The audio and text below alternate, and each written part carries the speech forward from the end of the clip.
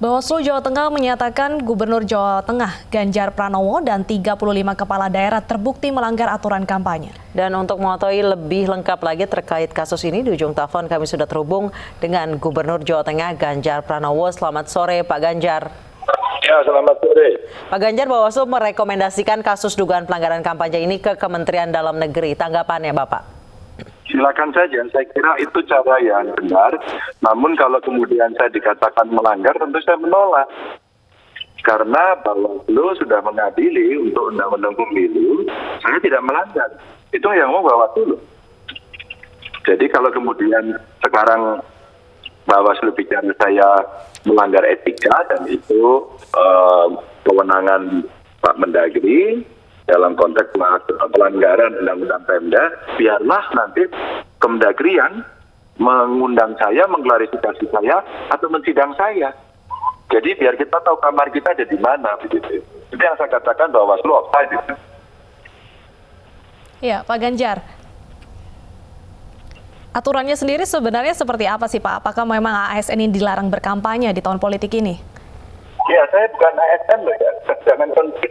Ada dua hal yang saya luruskan. Bawaslu mengatakan kami tidak melanggar undang-undang pemilu ya. Itu catatan dulu yang pertama. Ini biar tidak konflik nanti. Yang kedua, saya bukan ASN. ASN itu kan pegawai negeri ya, atau P3K. Kalau saya biasa kan politisi. Dan boleh kan kampanye. Yang penting satu, kalau hari kerja maka harus cuti, kalau hari libur silahkan tidak perlu cuti, tapi tidak boleh menggunakan fasilitas negara. Dan itu kita penuhi semua. Baik. Jadi kalau soal itu kita tidak salah sebenarnya. Maka saya agak kaget ketika kemudian tidak ditemukan pelanggaran, namun ini melanggar etika dan itu melanggar undang-undang Pemda. Nah, undang-undang Pemda bukan instrumen yang digunakan oleh Bawaslu untuk melakukan sebuah proses pengawasan. Kayaknya salah menggunakan regulasi. Bahwa kalau kemudian diindikasikan ada itu, ya serahkan saja. Tapi jangan kemudian memvonis bahwa kemudian kami melanggar. Kalau diserahkan ke Mendagri, serahkan saja, katanya hari ini mau diserahkan begitu. Dan juga cuma bacanya lewat media. Nah, kalau kemudian seperti itu kondisinya, maka sebenarnya kami tunggu nanti apakah kemudian kami akan dipanggil, diklarifikasi lagi oleh Kementerian Dalam Negeri. Seperti itu sebenarnya.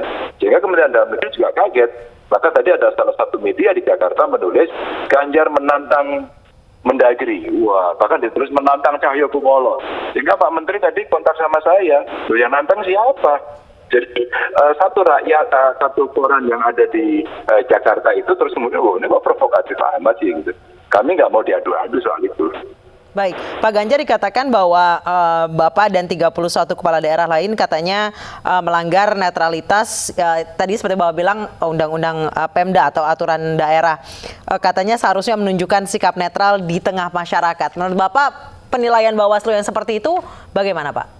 Oh tidak begitu. Bawaslu tidak melihat netral loh ya. Kepala daerah boleh tidak netral loh Mbak. Oke. Jangan salah lagi loh, ini jangan sampai offset lagi nanti. Jadi kita tidak netral, tidak apa-apa. Wong kita ini orang partai kok. Maka dari awal undangan saya kepada teman-teman yang saya undang, yang kebetulan adalah kepala daerah dan wakil kepala daerah, mereka adalah kader partai dari koalisi pendukung. Maka yang tidak ikut koalisi tidak saya undang. Jadi kami ini bukan harus netral, tidak. Kami boleh berpihak dengan aturan-aturan yang ada itu, begitu. Ini memang perlu clearance dulu biar substansi persoalannya bisa dipahami dan regulasinya bisa dimengerti gitu. Oke, menurut Anda ada offside gitu Bawaslu-nya dengan menyatakan hal ini, Pak? Ya iyalah gitu. Kalau kemudian bukan kewenangannya terus kemudian dia mengatakan salah, apalagi belum ada proses klarifikasi atau istilah saya belum diadili sudah mengatakan salah, apa nggak offside itu? Baik, kemudian tanggapannya jika memang Bawaslu memutuskan ini tidak melanggar undang-undang pemilu, hingga akhirnya menyerahkan ke Kemendagri karena soal etika. Pertanyaannya? Baik, tanggapannya Bapak seperti apa? Oh, Anda bertanya. Ya kalau sudah begitu serahkan saja pada Kemdagri, biarlah Kemdagri yang memutuskan. Kalaulah Kemdagri kemudian memproses kami, mengklarifikasi kami, dan kemudian di Kemdagri mengatakan, oh iya betul, Ganjar Pranowo dan 31 katakan kepala atau wakil kepala daerah yang ikut itu melanggar etika, biar kami secara etik itu diberikan peringatan. Lain kali nggak boleh bro, kamu mesti begini, mesti begitu. Begitu. Jadi nanti itu kita terima kalau memang seperti itu. Baik, sejauh ini sudah ada dialog dengan Bawaslu, Pak, terkait hal ini? Ya dialognya di TV kayak begini, wong saya ada hasil plenonya belum dapat, sampai saya meminta-minta sama Bawaslu, sama Pak Rokiudin, saya minta, saya boleh minta nggak? Oh boleh Pak, gimana caranya? Jadi kami nggak tahu apakah yang seperti ini otomatis ataukah kami harus meminta-minta gitu. Ya saya tahu lah teman-teman Bawaslu mesti belajar profesionalisme karena ini masih baru, tapi sebenarnya dikomunikasikan. Saya pikir sih begitu itu diputuskan baginya atau kapan mesti dikirim, dan saya tahu tidak perlu saya meminta kan, karena saya orang pihak yang kemudian dipanggil. Mestinya saya punya hak dong untuk diberikan apa sih bunyinya begitu. Sampai hari ini saya belum baca loh Mbak. Cuman ribut di medianya memang keras. Belum bulinya di medsos gitu, ya asik-asik aja sih. Tapi begitu saya jelaskan, berawal dari pemberitaan grupnya Kompas yang mengatakan saya melanggar, tapi di Detik mengatakan Bawaslu mengatakan tidak melanggar, maka dua judul itu sekarang menjadi perdebatan yang menarik. Tapi untung kemarin sudah kita klarifikasi berkali-kali, sehingga sudah ada pemberitaan yang mulai mengarah agak benar lah gitu. Oke, Pak Ganjar, tadi ada sempat mengatakan bahwa Anda melakukan kontak komunikasi dengan Mendagri Cahyokumolo. Nah ini apakah Anda juga menjelaskan terkait dengan kasus ini Pak ke Pak Cahyo, dan tanggapan beliau bagaimana? Iya, karena ada berita di koran Jakarta yang mengatakan saya menantang. Enggak, itu judulnya ngawur banget lah gitu loh. Saya kira ini nggak benar gitu loh. Menantang bagaimana? Kita nggak enak saya diadu-adu kan. Ketika kemudian Pak Mendagri mengirimkan itu, wah saya tidak nyaman. Harus saya jelaskan, Pak Mendagri juga saya belum berkomentar apapun. Pak Gubernur, iya Pak Mendagri saya hormati bahwa ada berita-berita berikutnya Pak. Lalu saya kirim berita berikutnya. Baru setelah itu ada komentar-komentar dari Mendagri. Pakar politik, sosiologi politik dari UNS mengatakan ya Bawaslu tidak benar. Terus kemudian Perludem hari ini juga mengatakan yang sama begitu. Jadi maksud saya kayaknya ada yang gagap regulasi begitu untuk ini.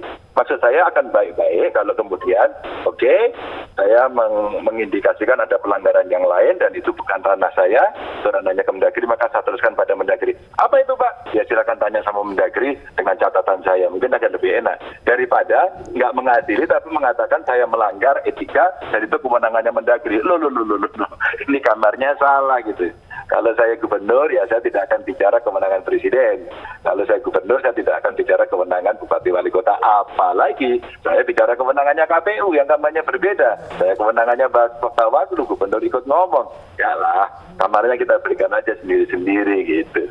Berarti nanti langkah selanjutnya jika memang di kasus ini diserahkan ke Kemendagri, Bapak akan siap ya Pak ya jika menerima panggilan? Alah, pertanyaan ini terlalu klasik. Kemarin waktu saya deklarasi juga, apakah Bapak siap dipanggil Bawaslu? Alah, itu udah pasti lah. Yang penting gini Mbak, sebenarnya melalui obrolan kita kali ini, Bawaslu, ketika Anda membuat sebuah pleno putusan, apakah harus memberikan itu kepada para pihak yang Anda panggil? Itu aja. Sampai ini saya belum dapat loh Mbak. Baik. Ya, Baik. itu saya kira jauh lebih penting. Baik, terima kasih Pak Ganjar Pranowo, Gubernur Jawa Tengah telah bergabung bersama kami di iNews Sore. Baik, selanjutnya pemirsa, calon presiden nomor urut 01 Joko Widodo menunggu penerima konsesi atau pemberian hak izin tanah oleh pemerintah untuk mengembalikan lahan negara yang dikuasainya. Informasinya usai jeda, tetaplah di iNews Sore.